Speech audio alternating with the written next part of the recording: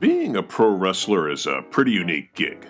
Not everybody gets to pretend to beat up their friends for a living, but what's really weird about it is whenever someone learns that you're a part of the business, the first question is inevitably, it's fake, right? Well, yeah. Funny thing is, the person asking that question almost definitely knows the answer, they just want to hear you say it. So, for the 100th time, yes, it is predetermined. And wrestling hasn't pretended to be real since Vince McMahon told the world back in the 1980s. However, the second question tends to be, how do you decide who wins? And I used to say, well, we flip a special coin. But for the purposes of this video, I'll just say a booker or storyteller decides who wins based on what's best for the narrative they're trying to spin. Unfortunately, sometimes the characters in this little morality play don't like the hand they've been dealt, so they try to politic their way out of it, and if that fails, sometimes they just leave. I'm Senior Siete for 7 Wrestling. Let's take a look at 7 WWE stars who backed out of big matches. Now, before we get into this, we appreciate your support, so if you enjoy this video, please hit the like button, subscribe to the channel, and leg drop that notification bell. Number 1. Non-wrestling wrestler. Darren Aronofsky's independent hit The Wrestler became the surprise sensation of the 2008 awards season, emerging as an unexpected critical and commercial triumph. The tale of the aging pro wrestling star Randy the Ram Robinson perfectly captured the life of a down-on-his-luck former sports entertainment star. The nuanced role was originally offered to WWE legend Hulk Hogan. I'm sorry. Hogan actually said that. Yeah, let me check. And he's lying. Well, that was quick.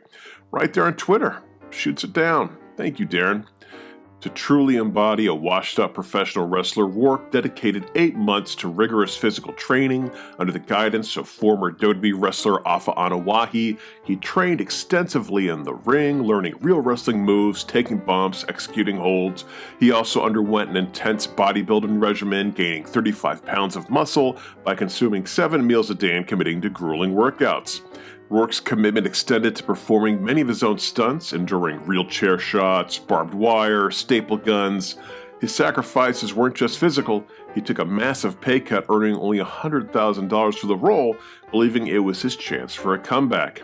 And his dedication paid off, as The Wrestler earned him a Golden Globe win and an Academy Award nomination for Best Actor. And it was that Academy Award nomination and its timing that would screw up what have been quite a WrestleMania spectacle. Vince McMahon had negotiated with Rourke to have him score off against Chris Jericho in a one-on-one match at WrestleMania 25. The plan was to wait until after the Oscars to announce the match, as there were concerns that having Rourke involved with the WWE would affect his chance of winning the big prize. Problem was, when Rourke announced the match to the world way early on the red carpet of the SAG Awards. Chris Jericho would discuss this major flub on Inside the Ropes, saying, because he called me out at the SAG Awards, his agents flipped out. That you're not going to win an Oscar if you're involved with the WWE, the dirty scumbags of the WWE. You can't do this match, you have to pull out. And Vince was so mad because he wasn't going to announce the match until after the Oscars. But Rourke, whatever happened, I think he got excited, maybe he's a little loaded. He announced it himself. Vince was like, fuck. I knew as soon as he announced it the match was off. Instead, the decision was made for Jericho to attack older wrestlers of Randy the Ram's generation and face off against them in a handicap match. This led to him facing off against over-the-hill Roddy Piper and Jimmy Snuka and a shockingly spry Ricky Steamboat. See, some good came out of it. And after Jericho had dispatched of the 3 legends, Rourke came into the ring and hit him with the old Buster Douglas Mike Tyson special to send the crowd home happy. Happy? Maybe. I don't know. Were they expecting a big outpouring of love for Mickey Rourke? Fun little side note to this story is the fact that Hacksaw Jim Duggan and Mickey Rourke accidentally brushed up against each other in the hallway of the hotel everyone was staying at WrestleMania, and they almost got into a brawl. And I would absolutely pay money to see the Mickey Rourke Jim Duggan shoot fight. Number 2. Miami Heat. The American Dream Dusty Rhodes was one of the biggest names in wrestling in the 70s and 80s, so he must have cast a very large shadow. That's not a fat joke. Just saying, he was famous and influential. So for his son to break out and make a name for himself, he would have to do something drastic. Ladies and gentlemen, meet something drastic. Goldust is one of the WWE's most unique and controversial characters of all time. Known for his androgynous persona, bizarre mind games, and Hollywood-inspired presentation, Goldust stood out with his shimmering gold attire, face paint, and unsettling mannerisms. The character would often use psychological warfare to unnerve his opponents. His character blurred gender norms in professional wrestling, incorporating elements of old Hollywood glamour with suggestive, provocative behavior that pushed the boundaries of what was acceptable in the mid-90s wrestling scene. And hilariously, when Vince McMahon pitched the role to Dustin Rhodes, he was so excited to have the opportunity that he immediately accepted. It wasn't until he got home and looked up the word androgynous that he realized that he might have signed himself up for more than he'd bargained for. Goldust was a heat magnet, immediately receiving the kind of homophobic chants that would get bleeped on national television today. He was quickly put into a feud with then Intercontinental Champion Scott Razor Ramon Hall, and the build-up to the match included Goldust utilizing some controversial techniques to get under Razor's skin. In one such incident, Goldust would open his jumpsuit to reveal a heart with Razor's name on it. On his Click This podcast, Kevin Nash would explain why it was this specific incident that gave Razor a cause for concern. He was very uncomfortable. They did the Goldust angle. He unzips his singlet.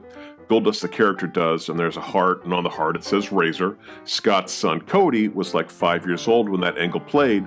He came home and Cody said, "Dad, what does that mean?"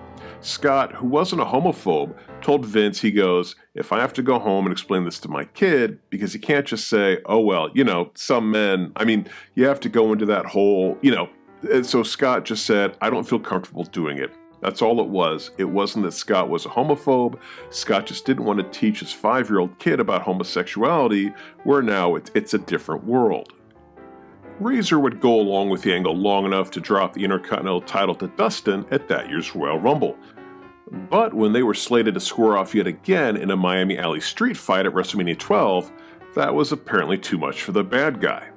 On his Something to Wrestle With podcast, Bruce Pritchard would say Razor didn't want to work with him, and Vince was like, "All right, just cut it off." He didn't want to ruin WrestleMania and felt that if Razor wasn't into it, it wasn't going to give it his all, then them going out and investing all this money in a Miami street fight, why do that?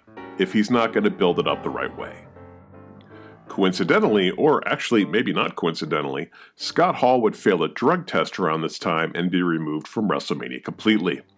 And instead of a Miami Alley fight, Roddy Piper stepped in and it became a Hollywood backlot brawl, complete with a very tasteful O.J. Simpson parody.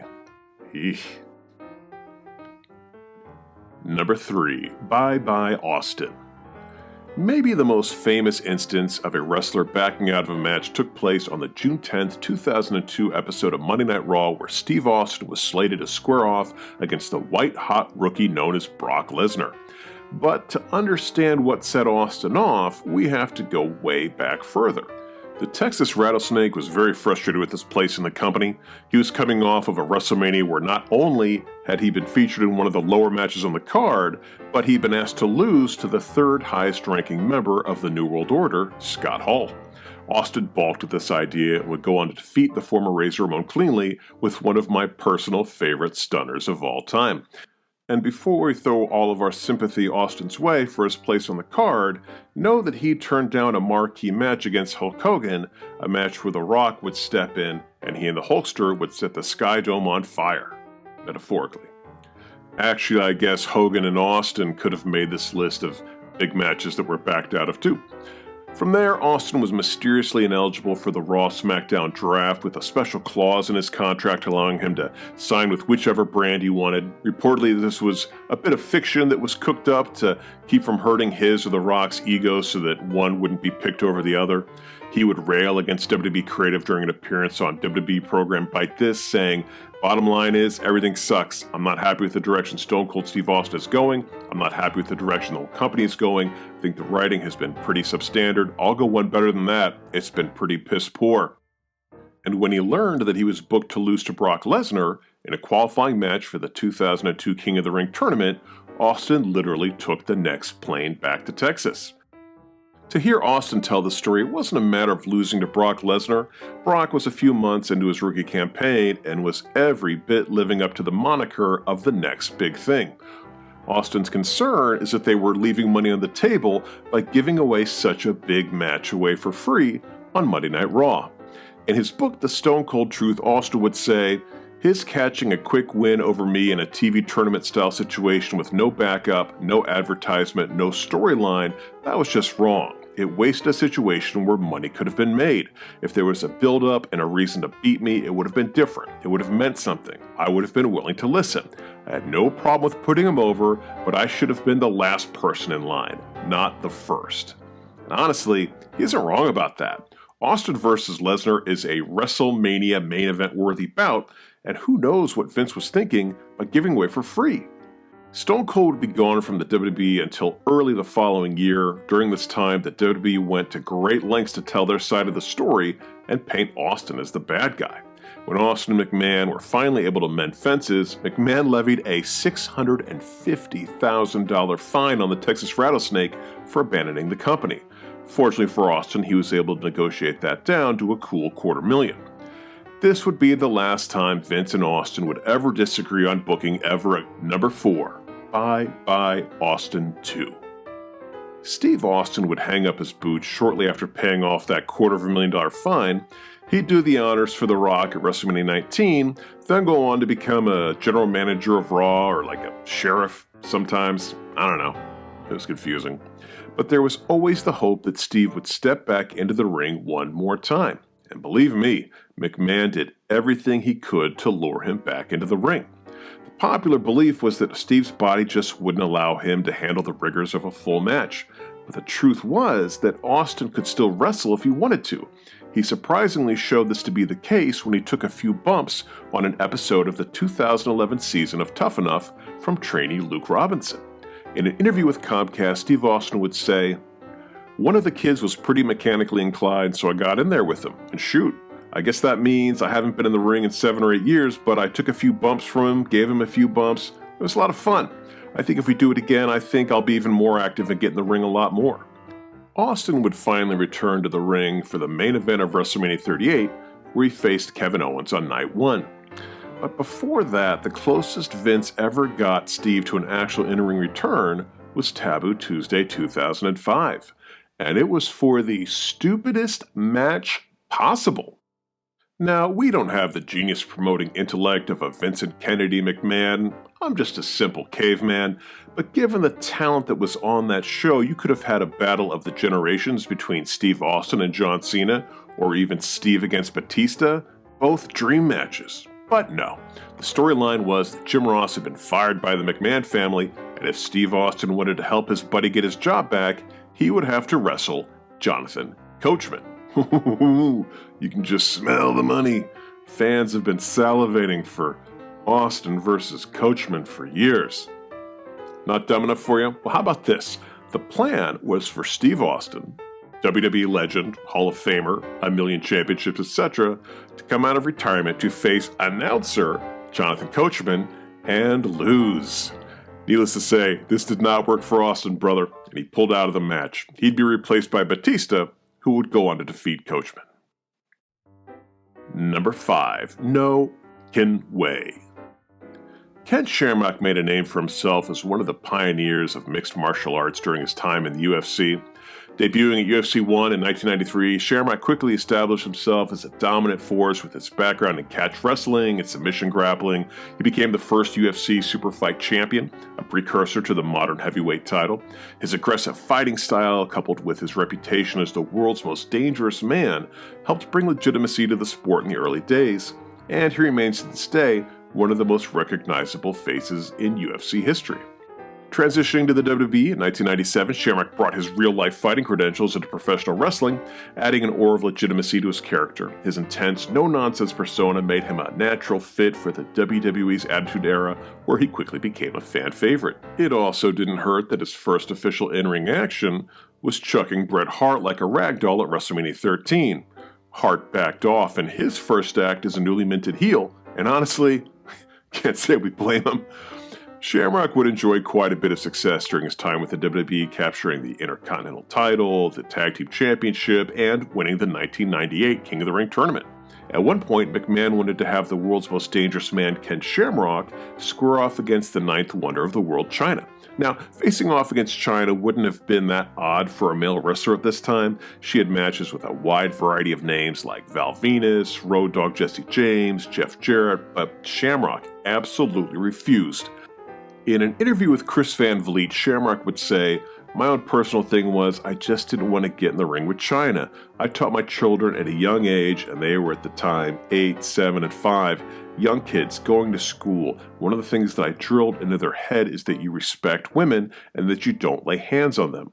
I was asked to do that. I get it. It's entertainment, but my family comes first. If I'm doing something that is going to possibly, it might not, but possibly confuse them, I'm not doing it."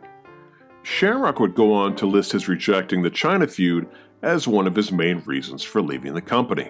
Chris Jericho would go on to take the match against Chyna at the Survivor Series 1999, and by his accounts, it seems like Shamrock might have made the right decision. Number 6. Missing Mania. Call me crazy, but I sure love consistency in my narratives. Take, for example, Bray Wyatt's character, The Fiend. The story that WWE was telling was that this monster simply could not be stopped. At Crown Jewel 2019, The Fiend literally shook off like a jillion of Seth Rollins stomps before claiming the Universal title. He mowed down former world champions like Finn Balor and Daniel Bryan, shaking off their impressive offenses and leaving them for dead. So I always considered it kind of peculiar that this unstoppable force of nature could meet such a quick and tidy end at the hands of the 89-year-old Goldberg. The match was so short that I'm happy to recap the whole thing for you right here. Let's see. Spear, mandible claw, spear, spear, spear, mandible claw, headbutt, knee, knee, jackhammer, new champ. I'd pay money for footage of Seth Rollins watching this match. Add that to my bill with the Hacksaw Duggan Mickey Rourke stare down. The purpose behind this catastrophe was so that we could see Goldberg have a similarly short match against Roman Reigns in the main event of WrestleMania 36. Surely that match would have double the spears. Huzzah! But alas, it was 2020 and the world ended. Everything came to a grinding halt as the COVID-19 pandemic spread across the globe. By March, countries imposed lockdowns, shuttering businesses, schools, public spaces. Travel restrictions grounded flights, borders were closed, and entire cities became eerily silent as people were urged or ordered to stay indoors. And WrestleMania, which was scheduled for Raymond James Stadium, which is capable of seating over 70,000 fans, was moved to the Performance Center and an audience of announcers and camera crews. This change had a lot of effects on the card, but none as big as Roman Reigns making the decision to stay home. As a leukemia survivor, Reigns was immunocompromised and at a higher risk for severe illness from the virus. On the After the Bell podcast, Reigns would explain his decision saying, "For me, it was about putting my family first, and right there, if I had to retire and that's what was going to be asked of me, I was willing to do it. For one of the first times in a long time, I put my family, they were 1A. There was nothing that was going to change my mind. I needed to go away and wait till we were in a place of better understanding of the process and knowing exactly what this virus has done and how it's affected everybody. And I just feel far more comfortable the way WWE has taken care of me to make me feel safe, make my family feel safe, make my wife feel safe that I'm going out and then coming back in. That's been huge and critical to get me back in the ring."